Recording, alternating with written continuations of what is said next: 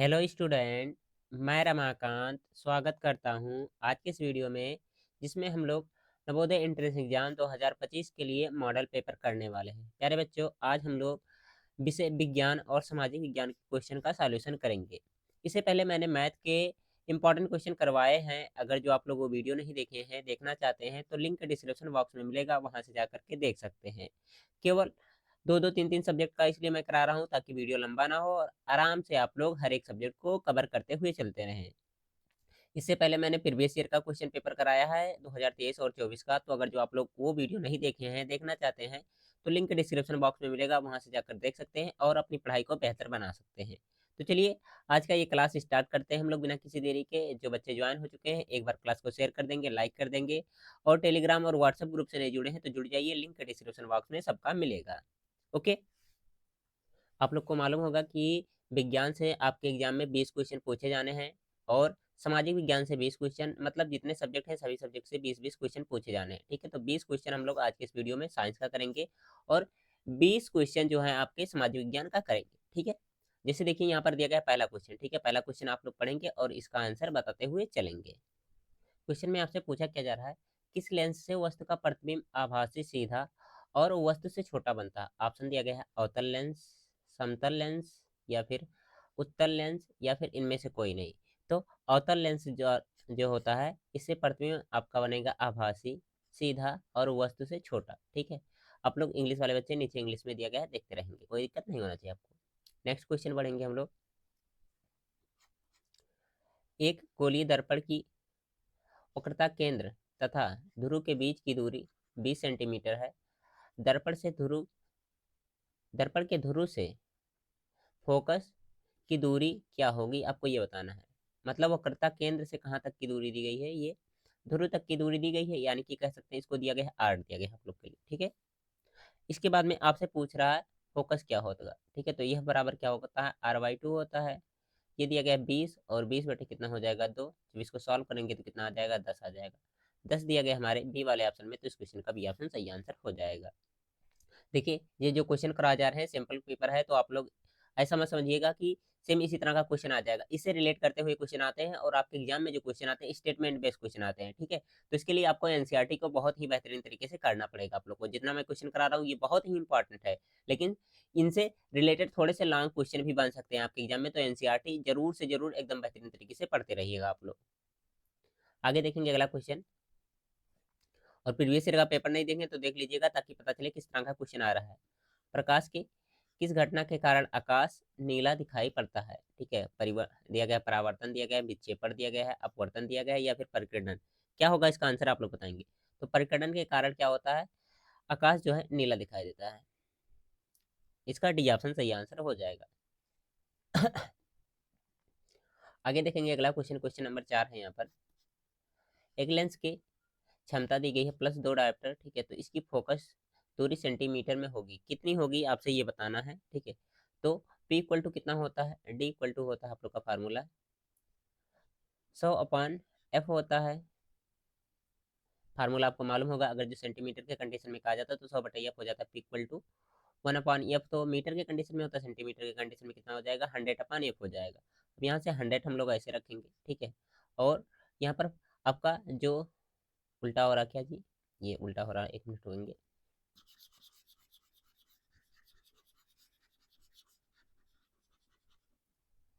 Direct यहाँ से कर सकते हैं, P इक्वल टू 1/F। ठीक है, अगर जो यहाँ ये मीटर में है, सेंटीमीटर में चेंज करेंगे कितना हो जाएगा, 100/F हो जाएगा। अब यहाँ से देखिए P की वैल्यू आप लोग देखेंगे, 2 डायोप्टर प्लस में दिया गया है, तो 2 इसके नीचे ला सकते हैं, यानी कि F इक्वल टू लिख सकते हैं आप लोग 100/P भी लिख सकते हैं एक्सचेंज करने पर। तो यहाँ हो जाएगा 100 में कितना हो जाएगा, +2 डायोप्टर। जब इसको भाग लगाएंगे तो कितना आ जाएगा, 50 आएगा। ठीक है, इसका जो दिया गया है ए ऑप्शन सही आंसर हो जाएगा। जब इसको काटेंगे तो कितना आ जाएगा, डायोप्टर आ जाएगा, प्लस का आएगा क्योंकि यहाँ पर भी प्लस का दिया गया है। आगे देखेंगे अगला क्वेश्चन हम लोग, 5 नंबर है। फ्यूज तार को निम्नलिखित घरेलू विद्युत वितरण के किस तार के श्रेणी क्रम में जोड़ा जाता है। ठीक है, भूसंपर्क तार, या जीवित तार, या फिर उदासीन तार, या फिर इनमें से कोई नहीं। इंग्लिश वाले बच्चे इंग्लिश नीचे देखते रहेंगे, ताकि उनको समझ में आए ये जीवित तार क्या है वगैरह वगैरह। ठीक है, लाइव वायर यहाँ पर लिखा गया, आप लोग देख पा रहे होंगे। तो जीवित तार में जोड़ा जाता है। इस क्वेश्चन का सी ऑप्शन यहाँ पर सही आंसर हो जाएगा। ओके, आगे बढ़ेंगे हम लोग 6 नंबर क्वेश्चन की तरफ। देखिए हम लोग फार्मूला जानते हैं, P इक्वल टू कितना होता है, W/T होता है। ठीक है, ये तो फार्मूला आप लोग को मालूम ही होगा। अब यहाँ से अगर जो हम लोग P क्या होता है, हमारा शक्ति होता है। ठीक है, और उसके अंदर क्या लिखा गया, W जो हमारा होगा ये होगा कार्य, और T क्या होगा हमारा यहाँ होगा टाइम यानी कि समय हो जाएगा। ठीक है, अब शक्ति को क्या कह रहा है, x1 कह रहा है, तो x1 इक्वल टू कार्य को क्या कह रहा है, x2 कह रहा है, तो कितना हो जाएगा, यहाँ से हो जाएगा आपका x2, और जो समय दिया गया x3 है तो यहाँ पर हो जाएगा x3, इसका क्रॉस मल्टीप्लाई लगाएंगे तो x1 into x3 equal to कितना आ जाएगा, x2 आ जाएगा। ठीक है, अब देख लीजिए कौन से ऑप्शन में दिया गया, x1 into x3 equal to x2, B वाले ऑप्शन में दिया गया है, तो इस क्वेश्चन का बी ऑप्शन सही आंसर हो जाएगा। Okay, x1 into x3 equal to x2। आगे बढ़ेंगे अगले क्वेश्चन की तरफ, इसका आंसर देखेंगे, बताएंगे आप लोग क्या होगा। इसमें आपसे क्या कहा जा रहा है, एक चालक में 10 एम्पियर की धारा प्रवाहित होती है, इसके संगत 2 सेकंड में प्रवाहित होने वाले आवेश की मात्रा कितनी होगी। तो हम लोग फार्मूला जानते हैं, क्या है, Q इक्वल टू होता है IT। ठीक है, क्यों क्या है, आवेश है, I क्या है आपका जो धारा है, ठीक है, विद्युत धारा, और T क्या है, समय है। तो Q की वैल्यू निकालनी है, I की वैल्यू कितना दिया गया है 10 एम्पियर, तो यहाँ लिख देंगे 10, और टाइम कितना दिया गया है 2 सेकंड, जब इसका गुणा करेंगे तो कितना हो जाएगा 10 दूना 20। ठीक है, कूलाम आ जाएगा 20 कूलाम, कौन से ऑप्शन में दिया गया 20 कूलाम, सी वाले ऑप्शन में दिया गया, तो इस क्वेश्चन का सी ऑप्शन यहाँ पर सही आंसर हो जाएगा। क्लियर है सभी को, आगे बढ़ेंगे इसके बाद अगले क्वेश्चन की तरफ। देखेंगे आप लोग 8 नंबर क्वेश्चन, और इसका आंसर बताने की कोशिश करेंगे क्या होगा इसका आंसर। इसमें आपसे क्या पूछा जा रहा है, एक बार पढ़िए क्वेश्चन और बताइए।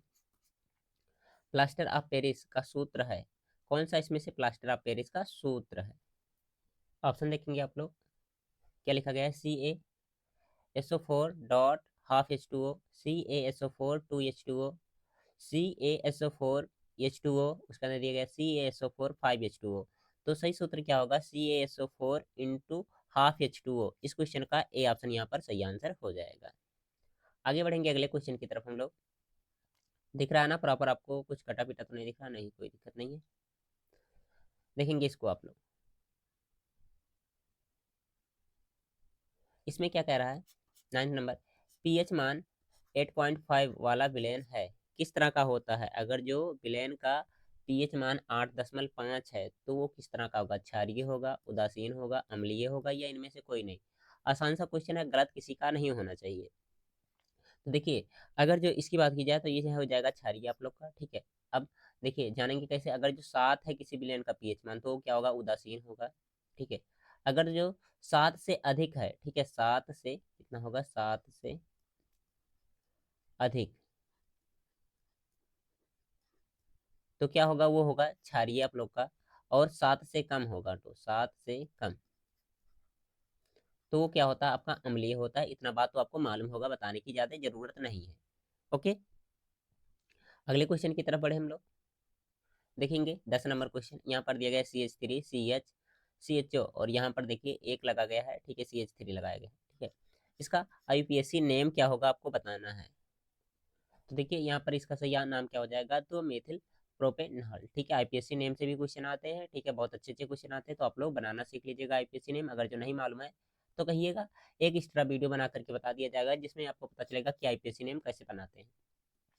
बाह्यतम कोश 7 इलेक्ट्रॉन वाला तत्व है, किस तरह से होता है, आधातु होता है, उपधातु होता है, धातु होता है, या निष्क्रिय धातु होता है। ठीक है, तो ये क्या होता है, आधातु होता है। इस क्वेश्चन का जो दिया गया है ए ऑप्शन यहाँ पर सही आंसर हो जाएगा। आगे बढ़ेंगे अगले क्वेश्चन की तरफ हम लोग। क्वेश्चन नंबर 12 है, कैल्शियम नाइट्रेट का रासायनिक सूत्र है, इसमें से कौन सा कैल्शियम नाइट्रेट है, आप लोग को देखकर बताना है। देखिए CaNO3 दिया गया, पहला ऑप्शन CaNO3 का होल ट्वाइस है, CaN3 CA3NO3 दिया गया है, उसके बाद CA2NO3 दिया गया है, तो क्या होगा, यहाँ पर देखेंगे बी वाले ऑप्शन में जो दिया गया है CaNO3 का होल ट्वाइस, बी ऑप्शन इसका सही आंसर हो जाएगा, ये होगा कैल्शियम नाइट्रेट। आगे देखेंगे अगला क्वेश्चन हम लोग, क्वेश्चन नंबर 13, निम्नलिखित में से असंतृप्त हाइड्रोकार्बन है, कौन सा इसमें से असंतृप्त हाइड्रोकार्बन है, तो कौन हो जाएगा, C2H2। ठीक है, इस क्वेश्चन का ए ऑप्शन यहाँ पर सही आंसर हो जाएगा। आगे बढ़ेंगे अगले क्वेश्चन की तरफ। हम लोग क्वेश्चन नंबर 14 आएगा। बहुत ही इंपॉर्टेंट क्वेश्चन है, ठीक है, एग्जाम के लिए। इसमें क्या लिखा गया है? रक्तदाब नापा जाता है, किसके द्वारा नापा जाता है, आपको ये बताना है, ठीक है। यहाँ पर लिखा गया है, आप लोग ऑप्शन देख लीजिए जल्दी से। पहला ऑप्शन देखेंगे, लिखा गया है स्फाइगो मैनोमीटर द्वारा, या फिर थेस्कोप द्वारा, या फिर माइक्रोमीटर द्वारा, या फिर दिया गया है माइक्रोस्कोप द्वारा। तो यहाँ पर जो दिया गया है पहला ऑप्शन इस क्वेश्चन का सही आंसर हो जाएगा। ओके, आगे बढ़ेंगे हम लोग 15 नंबर क्वेश्चन की तरफ। इसमें क्या कह रहा है? निम्नलिखित में से कौन सा पादप हार्मोन है? थायरॉक्सिन है, या फिर साइटोकाइनिन है, इंसुलिन है, या फिर दिया गया है एस्ट्रोजन है। तो साइटोकाइनिन इस क्वेश्चन का सी ऑप्शन सही आंसर हो जाएगा। यहाँ पर क्लियर है यहाँ तक?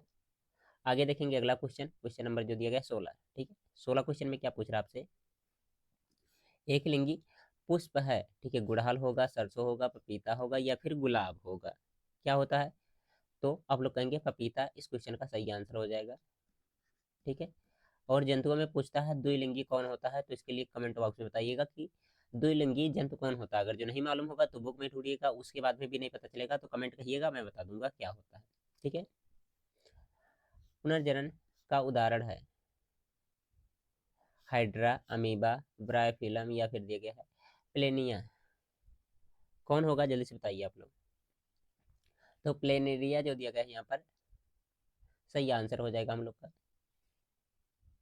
आगे बढ़ेंगे अगले क्वेश्चन की तरफ। 18 नंबर क्वेश्चन, ओजोन परत का क्षरण निम्न में से किसके कारण होता है?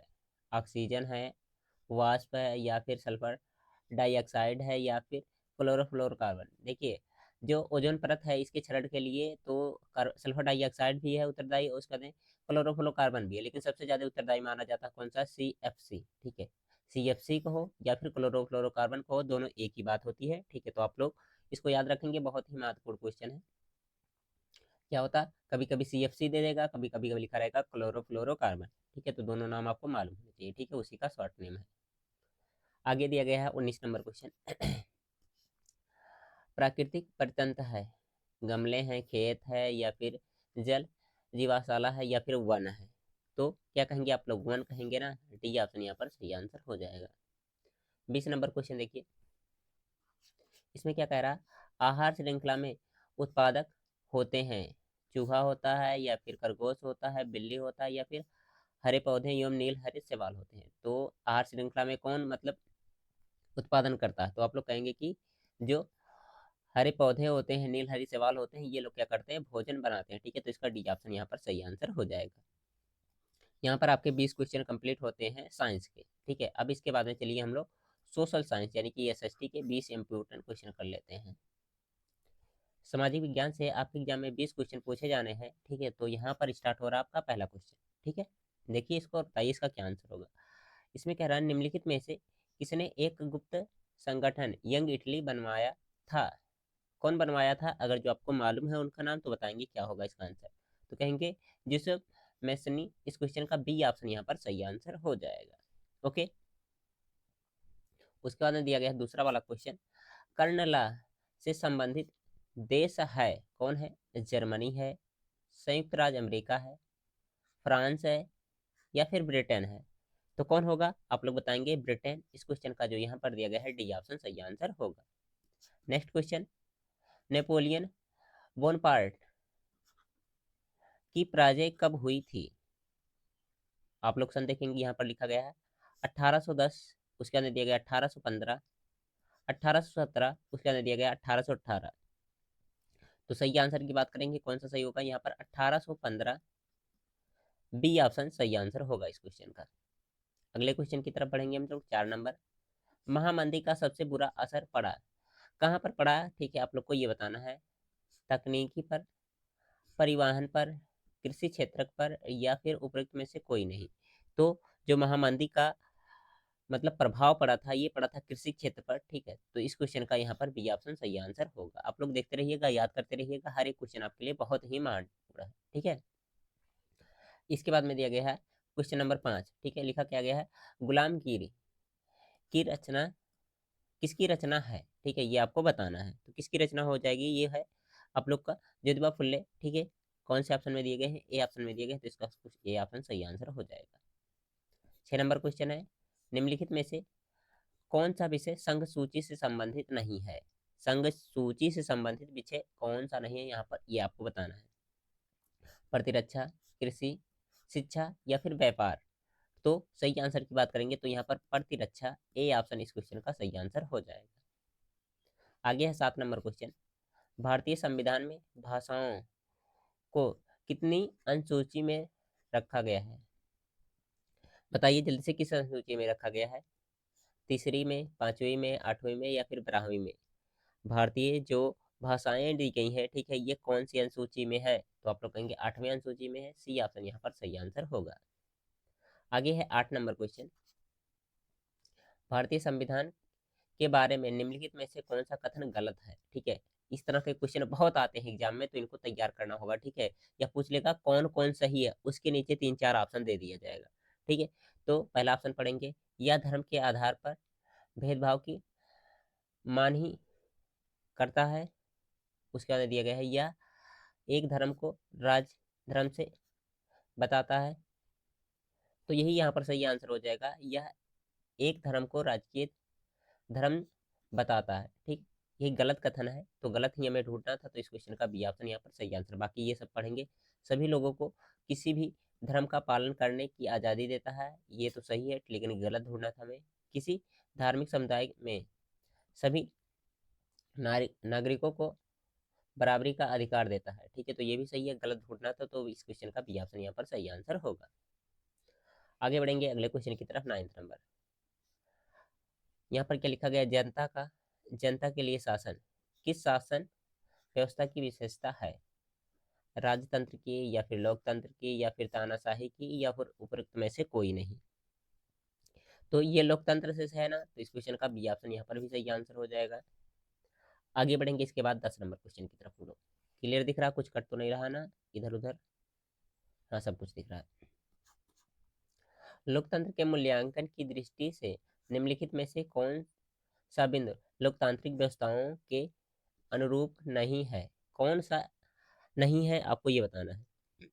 पहला ऑप्शन दिया गया है स्वतंत्र एवं निरपेक्ष चुनाव। उसके बाद में व्यक्ति की गरिमा। उसके बाद में बहुसंख्यकों का शासन, या फिर कानून के समक्ष समानता। ठीक है, नहीं ढूंढना है आपको, इस बात को ध्यान दीजिएगा। जहां नहीं वाला क्वेश्चन आए वहां पर आपको थोड़ा सा ध्यान दे करके क्वेश्चन को करना होता है। तो बहुसंख्यकों का शासन, ठीक है, इस क्वेश्चन का सी ऑप्शन यहाँ पर सही आंसर होगा। अगर जो यहाँ तक आपको समझ में आ रहा, क्लास अच्छा लग रहा है, तो जल्दी से लाइक कर दीजिए, और इसके बाद में बताइएगा कि आप लोग कौन से सब्जेक्ट का मॉडल पेपर देखना चाहते हैं। ओके, मेंटल एबिलिटी वैसे तो मैं सोच रहा हूँ करा दूं, लेकिन से देखते हैं क्या होता है। 11 नंबर क्वेश्चन है, उत्पत्ति के आधार पर संसाधनों का निम्नलिखित में से कौन सा वर्गीकरण सही है? उत्पत्ति के आधार पर संसाधनों का निम्नलिखित में से कौन सा वर्गीकरण सही है? केवल जैव, उसके बाद केवल अजैव, जैव और अजैव दोनों, उपयुक्त में से कोई नहीं। तो जैव अजैव इस क्वेश्चन का सी ऑप्शन यहाँ पर सही आंसर होगा। ओके, आगे बढ़ेंगे हम लोग 12 नंबर क्वेश्चन की तरफ। यहाँ पर क्या कह रहा? प्रथम अंतर्राष्ट्रीय पृथ्वी सम्मेलन किस नगर में आयोजित किया गया था? कहाँ पर किया गया था, आप लोग बताएंगे। न्यूयॉर्क में, या फिर रियो डी जेनेरो में, या फिर पेरिस में, या फिर नई दिल्ली में? तो यहाँ पर रियो डी जेनेरो, ठीक है, इस क्वेश्चन का बी ऑप्शन सही आंसर होगा यहाँ पर। आगे है 13 नंबर क्वेश्चन। खरीफ की फसलों के बोए जाने का समय है, कौन सा समय, मतलब किस कब बोया जाता है खरीफ की फसल, आपसे ये पूछना चाह रहे हैं। जून जुलाई, मई मार्च मई, या फिर अक्टूबर दिसंबर, या फिर अगस्त अक्टूबर? तो ये बोया जाता है जून और जुलाई में ना, तो इस क्वेश्चन का ए ऑप्शन सही आंसर यहाँ पर होगा। आगे 14 नंबर क्वेश्चन है, निम्नलिखित में से कौन सा ऊर्जा खनिज है? लोह अयस्क है, आवर्क है, या फिर प्राकृतिक गैस है, या फिर चूना पत्थर है? कौन होगा, जल्दी से आप लोग बताएंगे। लोह अयस्क होगा, क्या होगा? तो यहाँ पर प्राकृतिक गैस जो दिया गया है, इस क्वेश्चन का सी ऑप्शन सही आंसर हो जाएगा। क्लियर है, यहाँ तक कोई दिक्कत नहीं होना चाहिए। 15 नंबर क्वेश्चन देखेंगे आप लोग। कृषि आधारित उद्योग का उदाहरण है, कौन सा है? लोहा एवं इस्पात उद्योग, ठीक है, उसका दिया गया सूती उद्योग, सीमेंट उद्योग, या फिर रासायनिक उद्योग? तो सूती उद्योग, ठीक है, कृषि का आधारित है। ठीक है, बी ऑप्शन यहाँ पर सही आंसर होगा। फिर आगे है 16 नंबर क्वेश्चन। भारतीय रेल में रेल प्रखंडों की कुल संख्या है। 16, 18, 10, 12 कितना है? तो आप लोग कहेंगे 18 है, तो बी ऑप्शन यहाँ पर सही आंसर फिर से हो जाएगा। बी बहुत ज़्यादा सही हो रहा है। आगे बढ़ेंगे अगले क्वेश्चन की तरफ हम लोग, 17 नंबर क्वेश्चन की तरफ।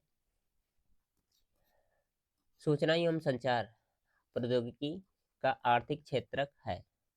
कौन है? प्राथमिक का है, तृतीयक का है, द्वितीयक का है, चतुर्थ, प्राथमिक, द्वितीयक, तृतीयक, चतुर्थ, किस क्षेत्र का है? तो यह है तृतीयक। ठीक है, सी ऑप्शन यहाँ पर सही आंसर होगा।